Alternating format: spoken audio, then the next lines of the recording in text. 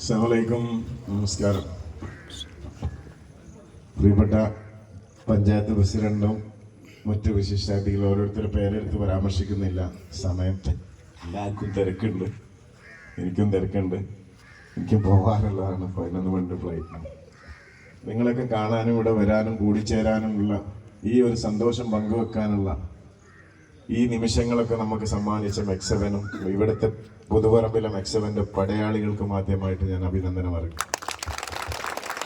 വളരെ കൃത്യമായിട്ടാണ് ബഹുമാനപ്പെട്ട പഞ്ചായത്ത് പ്രസിഡന്റ് പറഞ്ഞത്. നമ്മുടെ ആരോഗ്യം അങ്ങാടിയിൽ വിൽക്കപ്പെടുന്നില്ല. നമുക്ക് തോന്നും ഇതൊക്കെ ഹോസ്പിറ്റലിന്റെ ഒരു ഹബ്ബാണ്, എവിടെ പോയി എപ്പം എന്ത് അസുഖം ഉണ്ടായാലും ചെന്നാലും ചികിത്സ കിട്ടും. പക്ഷെ ആളുകളെ പാപ്പരാക്കുന്ന ഒരു സംവിധാനമാണ്. പക്ഷെ നമ്മൾ സ്വയം ആരോഗ്യമുള്ളവരായി മാറുമ്പോൾ ഏത് പ്രതിസന്ധികളിലും ജീവിതത്തിലും നല്ല നേട്ടത്തോടെ നല്ല ചിന്തയോടെ മുന്നേറാനൊക്കെ നമുക്ക് സാധിക്കുന്ന ഒരുപാട് ഉണർവേകുന്ന ഒരു കാര്യമാണ് ഈ വ്യായാമം എന്ന് നമ്മൾ മനസ്സിലാക്കുക. അതോടൊപ്പം സാമൂഹികമായിട്ട് ഇങ്ങനെ ഒരു കൂടിച്ചേരലിൻ്റെ ഒരു വേദി നമുക്കായിട്ട് സമ്മാനിച്ച ക്യാപ്റ്റൻ സലാഹുദ്ദീൻ സാറിനെയും നമുക്ക് ഓർക്കാം. സത്യത്തിൽ ഇന്ന് നമ്മൾ കെണി കണ്ട് ഉണരുന്നത് മെക്സവൻ എന്ന നന്മ, സൂര്യൻ പോലും മെക്സവൻ എന്ന നന്മ കണ്ടിട്ടാണ്. ഇത്രയും ആളുകൾ ഈ പ്രഭാതത്തിൽ ഇങ്ങനെ ഒരുമിച്ച് ചേർന്നിട്ട് വ്യായാമം ചെയ്യുക. സാം ഡാർക്കെ അദ്ദേഹത്തിൻ്റെ പുസ്തകത്തിൽ പറയുന്നുണ്ട്, നമ്മുടെ ബ്രീത്തിങ്ങും അതേപോലുള്ള വ്യായാമങ്ങളും കറക്റ്റായിട്ട് നമ്മൾ ഫോളോ ചെയ്ത് ചെയ്യുമ്പോൾ ഒരുപാട് അസുഖങ്ങൾ നമ്മുടെ ശരീരത്തിൽ നിന്ന് ഒഴിഞ്ഞു പോകുന്നു. ബ്രീത്തിങ് മാത്രം ഒരുപാട് അസുഖങ്ങൾ ഒഴിഞ്ഞു പോകാൻ നമുക്ക് കാരണമാകുന്നുണ്ട്. അതോടൊപ്പം വ്യായാമം കൂടി ചെയ്യുകയാണെന്നുണ്ടെങ്കിൽ നമുക്ക് നമ്മുടെ യൗവനം നിലനിർത്തി, ഇല്ലെങ്കിൽ പരാശ്രയമില്ലാത്ത രീതിയിലെങ്കിലും നമ്മുടെ ജീവിതം മുന്നോട്ട് കൊണ്ടുപോകാൻ നമുക്ക് സാധിക്കും. ഇവിടെ അവനവന്റെ കയ്യിൽ തന്നെയാണ് നമ്മുടെ ആരോഗ്യത്തിന്റെ താക്കോലുള്ളത്.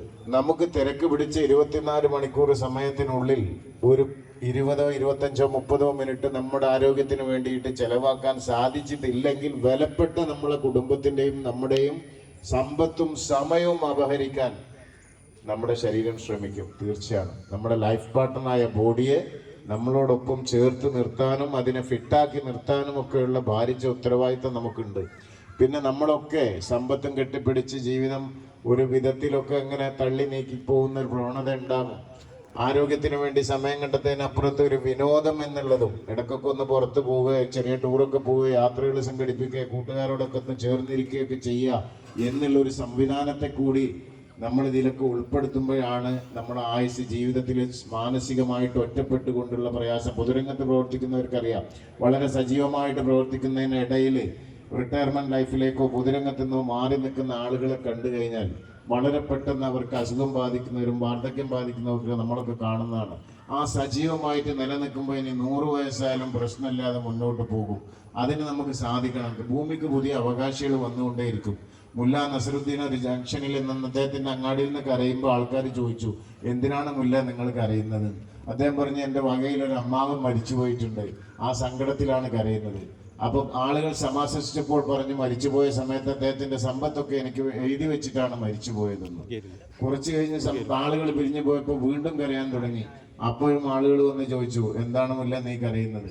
എൻ്റെ ഭാര്യയുടെ അമ്മാവൻ മരിച്ചു പോയിട്ടുണ്ട്, അദ്ദേഹം സ്വത്തൊക്കെ എൻ്റെ പേരിൽ എഴുതി വെച്ചിട്ടാണ് മരിച്ചു പോയത്.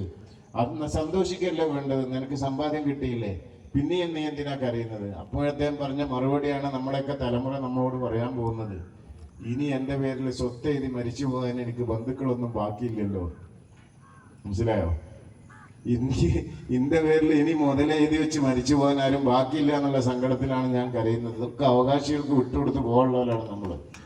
അപ്പൊ നമ്മുടെ ജീവിതം നമ്മളായിട്ട് ജീവിച്ച് അന്തസ്സോടുകൂടി ആരുടെ മുന്നിലും മുട്ടുമടക്കാതെ നമുക്ക് വേണ്ടി ആരും ബുദ്ധിമുട്ടാവാത്ത നിലയിൽ ജീവിച്ചു പോകാൻ സാധിക്കണമെന്നും, റിട്ടയർമെന്റിന്റെ ശേഷം ലൈഫിൽ നിന്നല്ല ജോലിയിൽ നിന്നാണ് റിട്ടയർ ചെയ്തത് എന്ന ബോധം നമ്മളിൽ വളർത്താനുമാണ് പ്രിയ ക്യാപ്റ്റൻ സലാഹുദ്ദീൻ സാർ ശ്രമിച്ചത്. അദ്ദേഹം നമുക്ക് മുമ്പിൽ ഒരു വെള്ളിത്തളിയേൽ വെച്ചതുപോലെ തന്ന ഈ ആരോഗ്യ സംസ്കാരത്തെ നെഞ്ചേറ്റിയ നിങ്ങളെ അഭിനന്ദിക്കുന്നു. ഇതൊരു വലിയ വിപ്ലവകരമായ മാറ്റമാക്കാൻ ഇത്രയും പ്രിയപ്പെട്ട ജനപ്രതിനിധികളും നേതാക്കളും മഹല്ല പ്രതിനിധികളൊക്കെ ഇവിടെ ഉണ്ടപ്പോൾ, ഈ ട്രെയിനർമാരൊക്കെ ഉണ്ടപ്പോൾ, ഇത് ഈ നാടിന്റെ ഏറ്റവും വലിയ ആരോഗ്യ സംസ്കാരമായി മാറുമെന്ന കാര്യത്തിൽ യാതൊരു സംശയമില്ല. നിങ്ങളെ മുഖം അത് വിളിച്ചു പറയുന്നുണ്ട്. ഒരുപാട് വിജയങ്ങളിലേക്ക് എത്താൻ, ഈ നാടിൻ്റെ നന്മയായി മാറാൻ, നന്മയിലെ ഒരുമയായി മാറാൻ നമുക്ക് സാധിക്കട്ടെ.